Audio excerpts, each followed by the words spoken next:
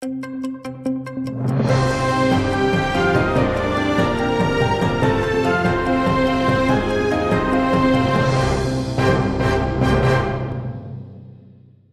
форматі «Рамштайн» проходить засідання контактної групи з питань оборони України. Вперше у ньому бере участь новопризначений міністр оборони України Денис Шмигаль. Його представив партнерам секретар РНБО Рустем Умєров. США на зустрічі представляють міністр оборони Піт Гексет і посол США при НАТО Меттью Вітакер. Головна тема – координація міжнародної допомоги, озброєння та навчань для української армії. Умєров заявив, що 40% потреб фронту вже покриваються внутрішнім виробництвом, але Україна прагне ще більшої співпраці з партнерами. Засідання Рамштайну набуває особливої ваги після заяв Трампа про нову схему постачання зброї через європейські країни. У ніч на 21 липня російські війська атакували Київ дронами та ракетами. Повітряна тривога пролунала близько 23-ї години, а перші вибухи зафіксували вже опівночі.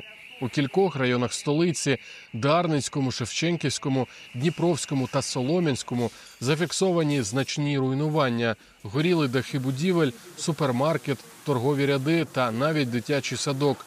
Є загиблі й поранені, в тому числі серед цивільного населення.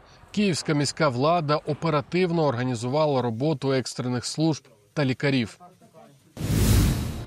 Внаслідок російського обстрілу 21 липня в Івано-Франківській громаді поранені 4 осіб, зокрема, одна дитина.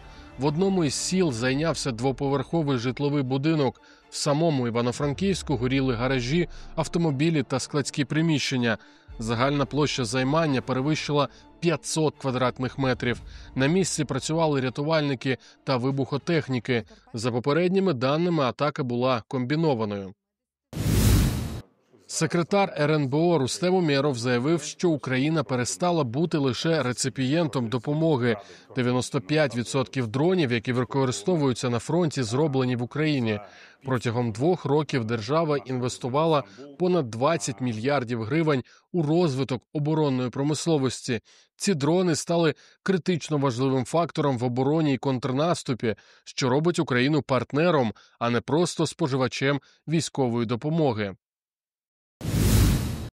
Джерела в Верховній Раді України повідомляють про можливість 3-го раунду переговорів між Україною та Росією в Стамбулі вже у вівторок або середу цього тижня. Російську делегацію очолить помічник Путіна Володимир Мединський. Водночас Зеленський раніше заявляв, що РФ використовує переговори для маніпуляцій, а не реального діалогу.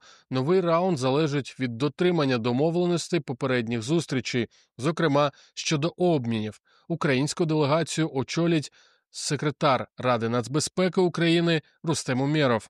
Пісков підтвердив зацікавленість РФ у переговорах, але їхні цілі викликають сумніви. На тимчасово окупованому півострові оголосили штормове попередження на другу половину дня 21 липня. За даними окупаційного МНС, очікуються сильні зливи, грози, град і вітер до 25 метрів на секунду.